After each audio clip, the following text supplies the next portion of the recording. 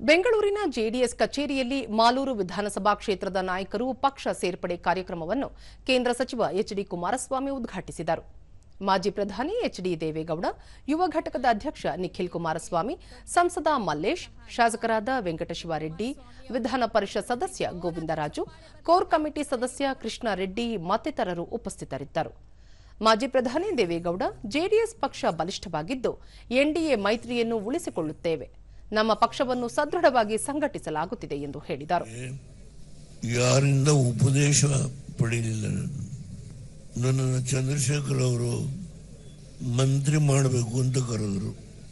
ಡೆಲ್ಲಿನಲ್ಲಿ ಹೋದೆ.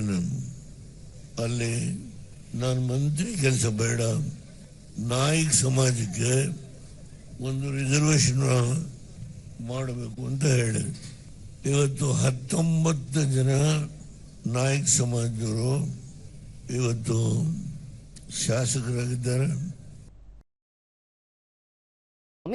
ಕಳೆದ 10 ವರ್ಷಗಳಿಂದ ಮೀಸಲಾತಿಯ ಸೌಲಭ್ಯ ಪಡೆದ ಸಮುದಾಯಗಳ ಪಟ್ಟಿ ನೀಡುವಂತೆ ಹಲವು ಬಾರಿ ಒತ್ತಾಯಿಸಲಾಗಿದೆ.